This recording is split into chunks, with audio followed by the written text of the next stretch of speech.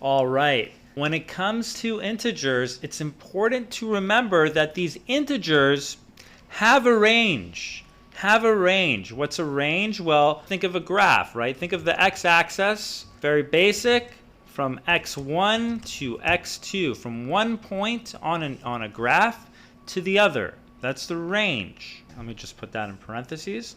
So what are the ranges? And the other thing to remember, if there is a range, then what does that mean? Well, if you're within the range, then you're within range.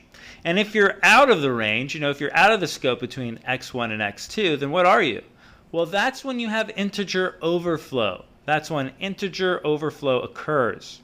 Before we go deeper into overflow, let's take a look at what this range can mean. So remember, we have signed integers and we have unsigned integers. Signed integers can store numbers from, and this is the range, okay? This is a range, x1 to x2. What's this range? Well, this is the formula. This is the formula that we calculate to understand what the range is. So we have minus 2 to the power of n minus 1.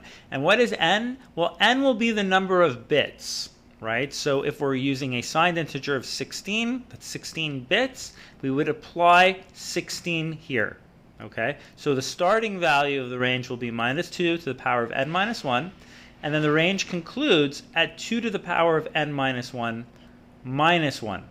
Okay, so if we have 16 bits on a signed integer, and we run this formula, we remember n is going to be the number of bits, so we could replace n with 16, and since it's n minus 1, 16 becomes what? Well, it becomes 15.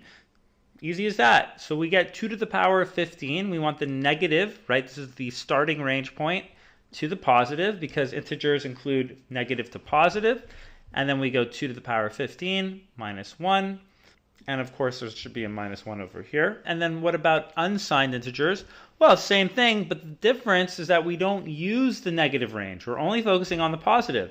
So that means everything has to start from 0, right? So we go from 0 to the formula, which would be 2 to the power of n minus 1, the positive side of the range, okay? So again, if we have an unsigned 16, so we have an unsigned 16-bit, we can apply the 16, and we're going to know the range goes from 0 to 2 to the power of 16 minus 1. That's the formula for the integer range, okay? So what happens if we're out of the range? Well, then you have an overflow, as we said. So an overflow occurs when the value assigned to an integer exceeds the defined range for the data type, right? That starts at 0, okay? Hopefully that makes sense. We have integers, which we know are data types. We know that integers are whole numbers. They're not fractionalized. We looked at float before. We have signed integers and unsigned integers. Now we understand that they have a range. We also can set it to an arc.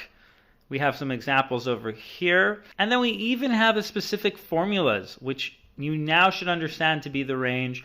When we say for the data type it starts at 0, we're talking about the overflow itself, meaning that if you exceed the overflow by 1, then you're actually exceeding by 0, okay?